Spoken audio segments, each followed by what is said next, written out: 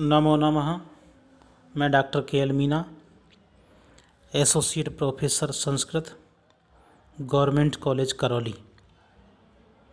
Sanskrit online कक्षा में आज हम अधिकरण कारक सप्तमी विभक्ति के सूत्र आधारो अधिकरणम के विषय में चर्चा करेंगे। सूत्र है आधारो अधिकरणम। इस सूत्र में दो शब्द हैं, एक आधार, दूसरा अधिकरणम। इसका अर्थ होगा आधार को अधिकरण कहा जाता है। जहाँ पर या जिसमें या जिस स्थान पर कोई कार्य निष्पन्न होता हो उसे आधार कहते हैं और आधार की अधिकरण संज्ञा होती है।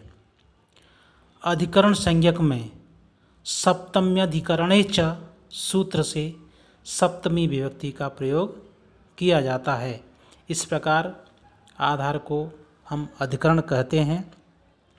यह आधार है वो तीन प्रकार का होता है। प्रथम आधार है औपश्लेषिक आधार, द्वितीय है वैषयिक आधार और तृतीय है अभिव्यापक आधार। इस प्रकार तीन प्रकार के आधार हुए, औपश्लेषिक, वैषयिक और अभिव्यापक आधार।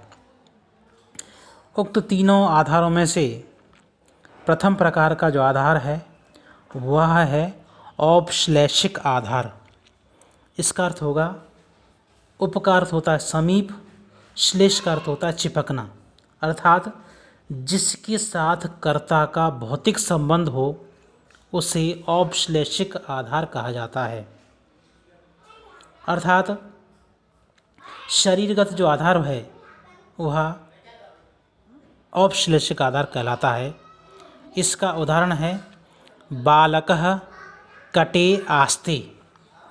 इस उदाहरण में आधारो अधिकरणम सूत्र से कट की अधिकरण संज्ञा हुई है। तत्पश्चात सप्तम्यधिकरणे च सूत्र से आधार संज्ञक जो कट है उसमें सप्तमी विभक्ति का प्रयोग किया गया है। इसके अलावा दूसरा उदाहरण है सह आसने तिष्ठति। यहाँ पर आसने में सप्तमी विभक्ति का प्रयोग किया गया है। द्वितीय प्रकार का जो आधार है वह है वैषयिक आधार, अर्थात जिसके साथ कर्ता का बौद्धिक संबंध हो वहाँ वैषयिक आधार होता है। उदाहरण है मोक्षे इच्छा अस्ति। मोक्ष के विषय में इच्छा है, यहाँ पर मोक्षकर्ता की इच्छा का विषय है, अतः वैषयिक आधार हुआ। और उक्त सूत्र आधारो अधिकरणम से मोक्ष की अधिकरण संज्ञा होकर यहाँ पर सप्तमी विभक्ति लगाई गई है और रूप बना है मोक्षे। तो मोक्षे इच्छा अस्ति, इस उदाहरण में मोक्ष शब्द में सप्तमी विभक्ति का प्रयोग हुआ है। तृतीय प्रकार का जो आधार है वह है अभिव्यापक आधार। अभिव्यापक आधार का अर्थ होता है जिसके साथ कर्ता का व्याप्य व्यापक संबंध हो वहाँ अभिव्यापक आधार होता है। जैसे तिलेषु तैलम। द्वितीय उदाहरण है सर्वस्मिन् आत्मा अस्ति। इस उदाहरण का अर्थ होगा सब में आत्मा है, अर्थात जहाँ पर सर्व और आत्मा में व्याप्य व्यापक भाव संबंध है। सर्व शब्द व्याप्य है और आत्मा शब्द व्यापक है।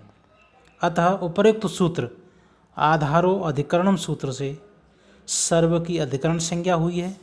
तत्पश्चात सप्तम्यधिकरणे च सूत्र से सप्तमी विभक्ति का प्रयोग होकर के सर्वस्मिन् आत्मा अस्ति, यहाँ पर सर्वस्मिन् में सप्तमी विभक्ति का प्रयोग किया गया है।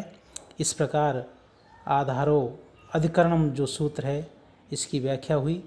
आधार में अधिकरण संज्ञा होती है, उसमें सप्तमी विभक्ति का प्रयोग किया जाता है। धन्यवाद।